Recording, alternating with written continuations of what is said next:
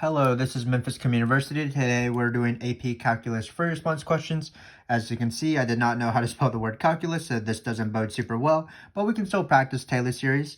So what we've done, of course, is we've created videos from difficulty 1 all the way up through difficulty 10 for every single free response question like Taylor series. Today we're doing difficulty number 4, no calculator, of course, because it's usually the last free response question on the BC exam. This video will be really similar to difficulty number 1, that video, where in the main part of this free response question, what we're going to be doing is we're going to be using the Taylor series formula, which involves taking the derivative at a certain point. For example, the center point in this case is 1. So we take the derivative at that point, we divide by the certain factorial to form our coefficients of the Taylor series. So you'll see examples of that. Keep in mind that this is not like difficulty 2, which was over special functions, or difficulty 3, which was the interval convergence. Check out those videos if you want practice on that, and also 5 and 6, because 5 and 6 will cover those topics respectively. But in this case, we have the Taylor series formula. We do have some small little questions about local min or max that they like to put in there, some limits. Notice that I changed all these numbers to 1s because the center point is x equals 1 and not x equals 2, as for some reason I thought it was. So in this case, let's just start off with the question. So in this question, again, we're going to be using the derivatives, which is why we're finding f double prime of 1 first, and we're going to construct the second degree Taylor polynomial. So first, let's find this easy sort of question right here. This is the level of difficulty 1, except that the function's derivative is not just a formula where you can apply, plug in certain derivatives to find whatever that derivative value you want, like for example f of 6 of f, the sixth derivative of f at x is equal to 1. But we're going to use this formula. It is defined a little bit recursively, but it shouldn't be too bad. So the first thing we want to do is find f double prime of 1. That of course involves just taking the derivative of this and plugging in 1, because this is the first derivative. So let's find the second derivative. So it's going to be f double prime. Derivative of f of x is of course f prime of x, and minus 1. The derivative of minus 2, of course, is 0. So then we're going to just plug in f double prime of 1, f prime of 1 minus 1. So f prime of 1, I'm not sure if you can hear the siren in the background. Where I live, there's a tornado siren every week, but no need to cause alarm. So f prime of 1, we need to find that, but we do know that f double prime of 1 is f prime of 1 minus 1. So let's first find f prime of 1. So f prime of 1, what we're going to do is we're going to plug it into this. F of 1 is 3. So it's going to be f of 1 minus 1 minus 2. So f of 1 is 3. 3 minus 1 minus 2. Looks like that is going to be equal to 0. So we have the first derivative. Now all we have to do is plug it into the second derivative. So 0 minus 1 is negative 1. So this is the first part of the question, finding f double prime of 1, f double prime of 1 being negative 1. So now what we're going to do is we are going to construct the second degree Taylor polynomial. So when I ever construct this, the second degree Taylor polynomial or the fourth degree Taylor polynomial or the Taylor series itself, I like to list out my derivatives and then I'm going to apply the formula. So let's list out the relevant derivatives in this case. It's going to be f of 1, which was 3. Yeah. And then it's going to be f prime of 1, which is equal to 0. And then it's going to be f double prime of 1, which is equal to negative 1. So these are my 3 derivatives that I care about. And now I'm going to write out the Taylor series, or the second degree Taylor polynomial for every single Taylor series about x equals 1. So this is just the general form. It's the first term plus the first derivative over 1 factorial x minus the center point, so in this case it is 1, plus the second derivative over 2 factorial x minus 1 squared. So this is the Taylor polynomial for any single Taylor series about x equals 1. Remember that second degree Taylor polynomial doesn't mean the first 2 terms or the first 2 non-zero terms.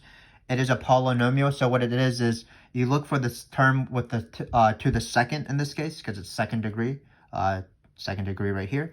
And then you include every single term before that. So, for example, if you wanted the fourth degree Taylor polynomial, you would need the third degree term, the second degree term, the first term, and the constant. So keep in mind that. But again, this is the general formula. And why did I write my derivatives out? Well, it's so easy to find the Taylor polynomial of your specific question if you list out the derivatives, because all you're going to be doing is you're going to be replacing these numbers. So again, how I teach my students is list out the derivatives first, write the general formula, and then start plugging in the numbers. So in this case, the 3 will go right here. 0 goes right here, which is great because 0 over 1 is 0. So this entire term disappears, so I'm not going to write that term. And then finally, when you plug in f double prime, it's going to be -1. You can still divide by 2. And then it's going to be x minus 1 squared. So that is the second degree Taylor polynomial about x is equal to 1. So again, how did we find this? This is the Taylor series formula that I keep referring to. Remember that 3 things match on all of these terms. It's the derivative number, the exponent, and the factorial. So for example, if you wanted the third degree term, it'd be f triple prime of 1 over 3 factorial x minus 1 cubed. List out the derivatives, and by derivatives I don't mean like derivatives with x's, it's actually derivative at the center point. So all of these are numbers. So it's the derivative of the first derivative of f at 1, the second derivative of f at 1, the third derivative of f at 1, and so on. So when you list out all these values at this point 1, it's pretty easy to come up with these specific examples. So that's how you do writing a second degree Taylor polynomial when you're given something about the derivative. Just find the derivative values at 1 and then form your equation. So B is a question that they like to ask. Usually they like to ask it after you've found the Taylor series. So notice that this was, if you want to call it T2, because it's the second degree Taylor polynomial. But it asks whether f has a local max or min or neither at x equals 1. Again, usually they start off with the Taylor series. So let's practice off with that. So you want to think about why they're asking me this question immediately after the previous question. So the first instinct that you might have, which is a good instinct when you're doing local max or min, or the same thing as relative max or min, is to use the first derivative test, which states that a local max is where f prime goes from positive to negative, and a local min is where f prime goes from negative to positive. This is how you do the majority of local max or min questions on the AP exam, on any calculus exam. What you do is you find f prime and you draw the sign chart of f prime. Unfortunately, it'll be really hard to draw the sign chart of f prime in this case because it involves f itself, and I don't really know what f looks like. So this is going to be the more rare second derivative test for local max or min.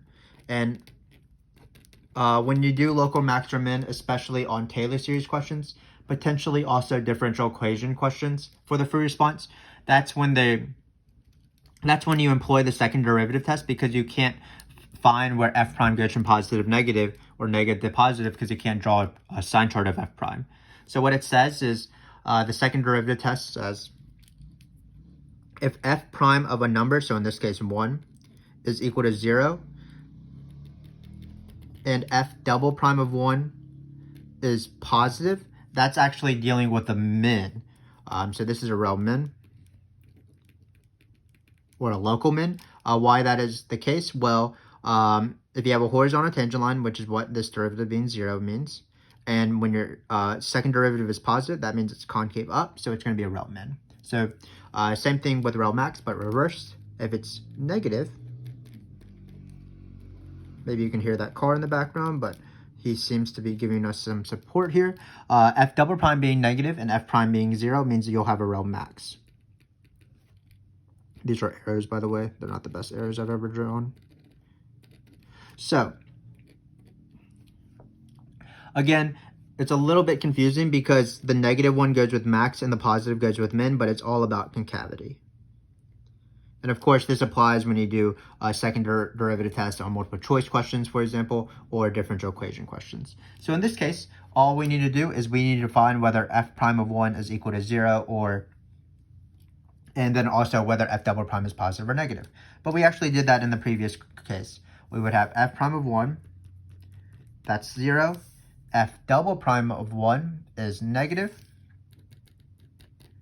And remember, negative is opposite what we might expect. That deals with a rel max. So here, at x is equal to 1, it will be a local max, or a relative max. We're going to write some more words because we didn't write too many words. That's the word has. You can't read my handwriting, but again, that's how you do it. So sometimes they're trickier than this. Sometimes they don't ask you to find f double prime and f prime directly. They'll give you the Taylor series polynomial, which would be this. So what you would have to do is you would have to decide from this whether the first derivative is 0 and the second derivative is positive or negative.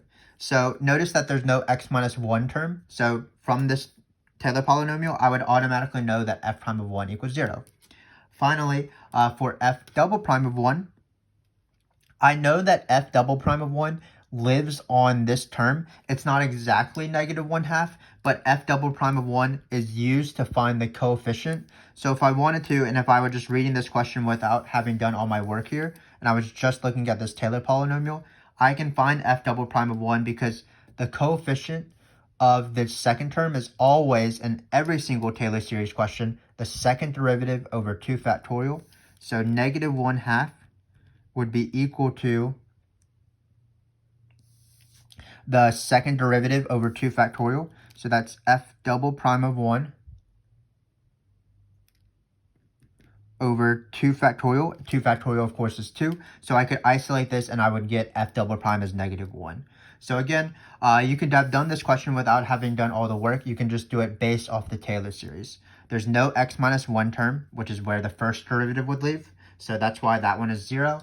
And then for this term right here, this is where you find the second derivative. It's not exactly this, but this is actually the second derivative divided by 2 factorial because that's the Taylor series formula. So again, hopefully this made sense. It is a rare question, the second derivative test for relative max or min, but not every single Taylor series question resembles every other one. Sometimes they throw in these little questions like this, or for example, a geometric series, which was on the previous video. Or, for example, a limit like this. So we're going to do this limit, but first the question suggests, sorry, I can't talk. The question suggests us to write the Taylor series for f of x, so let's do that. So we already have the first two terms, so we can write out those. So it's going to be 3 plus x minus 1 squared with a negative 1/2. And then we need to do the other terms. But again, because I don't have any other Taylor series to go off of, I need to find the other Taylor series terms in the way that I did it right here. And again, I like to write out always the derivatives. So I'm going to maybe do 2 more. So I'm going to find f triple prime of 1. And I'm also going to find the fourth derivative at 1. I think that should be enough in terms of understanding what's going on. But I'm going to first find these, and then I will put them where they're supposed to go. So this third derivative will go right here, divided by 3 factorial, x minus 1 cubed. And then this fourth derivative, whatever it is, will go right here. And it'll be x minus 1 to the 4th. So, again, this is how I like to do Taylor series and Taylor polynomials. I like to find the derivative number first, and then I'll plug it into the formula just like I did here. Finding these 3 derivatives and plugging it into the general terms. So, in order to find these derivatives, what I need to do is I need to find f triple prime of x first, or the third derivative of x. But I took the derivative of the second derivative right here. So notice if I take the derivative of both sides, f triple prime of x will be the same thing as f double prime of x because the derivative of minus 1 is 0. So we're going to get f double prime of x. And then finally, f double prime of x, when we plug in 1, we already found f double prime of 1, that's negative 1. So actually, f triple prime of 1 is the same thing as f double prime of 1, which is negative 1. Similarly, a weird thing is going on. Notice when we take the derivative of the third derivative, we'll get f of the fourth derivative. And then on this side, we're going to get the third derivative. So again, all I did was take the derivative of both sides. The derivative of this is this. The derivative of this is this. When we plug in 1, well, the fourth derivative, sorry, it's really hard to pronounce the word derivative when you say it multiple times in a row. But the fourth derivative of f at 1 is the same thing as the third derivative of f at 1 as well, which is the same thing as the second derivative at 1. So this is going to be -1. So if you want, you can continue going on this process. Hopefully you see the pattern. Every single derivative after this will be the same. So the fifth derivative will equal the fourth, the sixth will equal the fifth, and so on. The 72nd one will equal the 71st one. And then when you plug in 1, it will always be -1. So when we write our formula, right here goes the f triple prime of 1 and every single Taylor series about x equals 1. In this case, it'll be -1.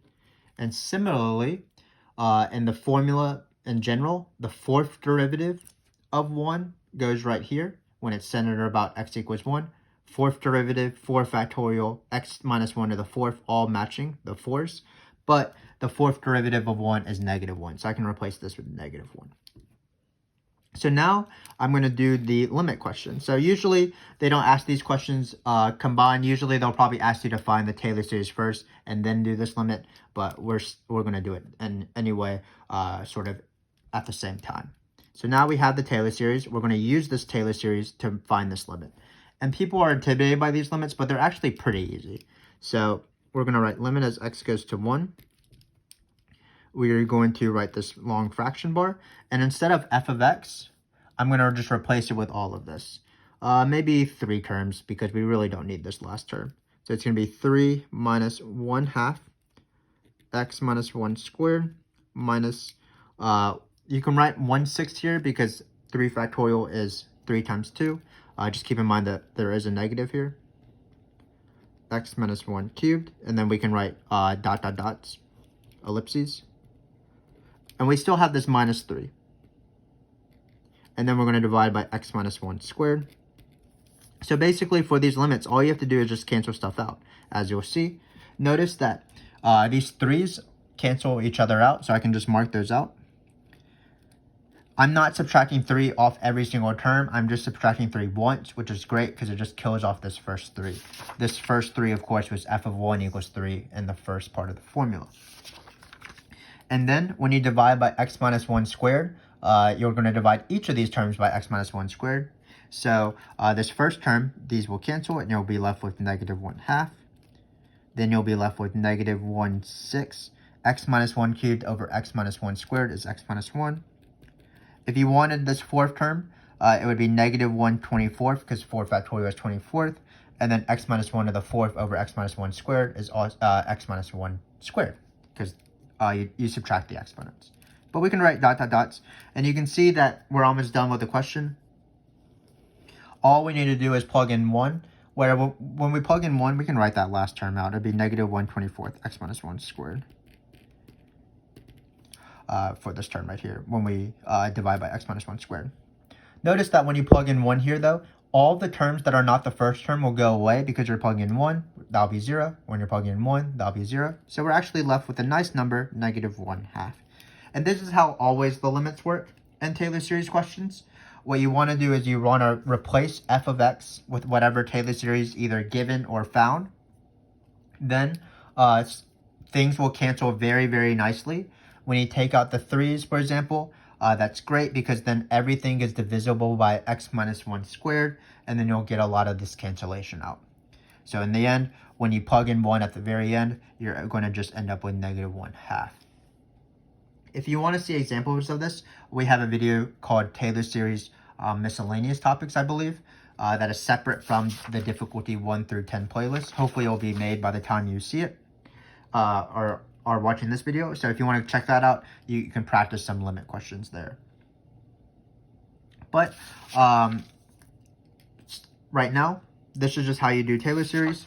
The key step in both C and both A was when we wanted to write a Taylor polynomial or the Taylor series itself, we listed out the derivatives because it's so much easier to plug in the derivatives and write out the formula when you have the numbers in front of you and the formula in front of you. So you're just replacing certain things with other things.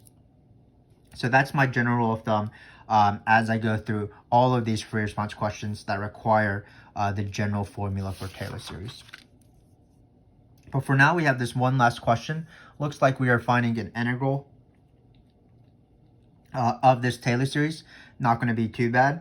It looks like we want the 4th degree Taylor polynomial. So if you can imagine, remember that when you're doing Taylor series integrals, you are always just doing the power rule. You're never doing parts or u subs or anything like that. So always it's just going to be adding 1 to the new exponent. This one will become the x minus 1 term. This one will become x minus 1 cubed. This one will be x minus 1 to the 4th. So we're not going to need this term because that will be to the 5th. So let's start doing this. If you watched our previous videos, you'll know that I'm being careful with variables. So this is a t. So I'm going to replace all of this stuff with a t, f of x's. So it's going to be 3 minus 1/2 t minus 1 squared minus 1/3, or 1/6, sorry, 3 factorial, t minus 1 cubed, all the way, dots with dt. We're going to have g of x here. So all I did was I copied this thing right here, replaced everything with t's, 3 factorial being 6. Not doing this term because this term will be too big of an exponent once I take the integral. And when I take the integral, again, all I do is the power rule. So the antiderivative of 3 technically is 3t in this case because our variable of integration is t. So it's going to be 3t minus, we're going to take the integral of this now. We're going to add 1 using the power rule. So it's going to be 3, and then we're going to divide by our new exponent, so it'll be 1/3. Then we are going to just take the integral of this because we only needed the 4th degree Taylor polynomial. So it's going to be 1/6. The new exponent is going to be the 4th. We're going to multiply by 1/4 here, and we are going to plug in t is equal to 1 and x, just like with normal fundamental theorem of calculus. Plug in the upper limit, subtract, and then plug in the lower limit. Keep in mind that 4th degree Taylor polynomial doesn't mean 3 terms. It means every term up to and including the term that has to the 4th in this case. So it's not 3 terms. So now let's just do the top minus bottom part, and then we'll simplify these as we go. So it looks like we're going to get 3x here minus 1/6, because 2 times 3 is 1, 6. Plugging in the x here, so it's going to be x minus 1 cubed. We don't have a square term because there was no linear term for f. So when you take the integral, there was no square term. And then finally, we're going to plug in x into this. It'll be 1 over 4 times 6, I believe, is 40. No, it's 24. I can't do math. 2 times 12. And then we have x minus 1 to the 4th. We still have to subtract off 1. And notice that sometimes when you plug in this bottom number, everything goes away. But when we plug in 1 here, only these 2 terms go away because 1 minus 1 is 0. But we'll still have this minus 3. And that is going to be the 4th degree Taylor polynomial. Again, it's every single term up to the 4th term. Because Taylor polynomials are usually expressed as x minus 1, a coefficient times x minus 1 plus a coefficient times x minus 1 cubed, and so on. I'm going to combine this term and factor out a 3 just for a peace of mind sort of thing, so that it looks more like a Taylor series or a Taylor polynomial. But again, this is not too bad. We definitely didn't use the formula. We used the formula to create our first Taylor series for f, but we did not use the Taylor series formula, the same sort of strategy of listing out derivatives for this one, because this is the idea of going from one Taylor series to the next, in this case by integrals. And this is our final answer. So hopefully this was useful for you. Again, this is not the worst free response question in the world. And it helps my students a lot when you list out the derivatives before you do the formula, either for a polynomial or for the entire Taylor series. We also had some strange questions about local min or max, but if we were starting from scratch, we apply the second derivative test, and to find the second derivative, it's part of the term to the squared. It's actually the second derivative divided by 2 factorial is the second term. So once you find the second derivative, you can apply the second derivative test. We also had a fun limit question, but once you have the Taylor series, things cancel out nicely and you're able to find that limit pretty fast. The important thing is finding the Taylor series by listing out derivatives. So this went right here and here for this question right here, because always the third derivative of 1 at 1 for a Taylor series centered about 1 is right here, and then the fourth derivative of the function at x is equal to 1 is right here, divided by the 4 factorial. Finally, we did a different strategy to find g of x. We didn't list out any derivatives at all. We just took the integral, and we were careful. We took the integral with the power rule and plugged in top minus bottom. So that was that. Hopefully this free response question practice was useful. Of course, we have 6 more to go because we are doing difficulty number 4. So we're about to hit that midway point where the difficulty does ramp up. I believe that this one was sort of tricky because of this weird given.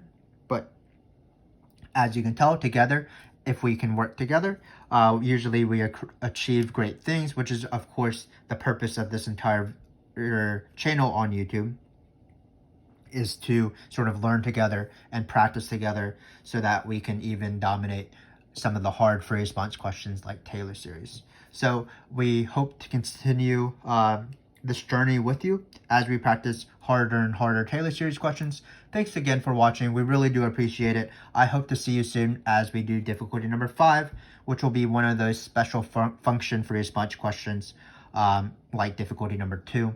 It might include something about error bound as well. So hope to see you then. Thanks again for watching.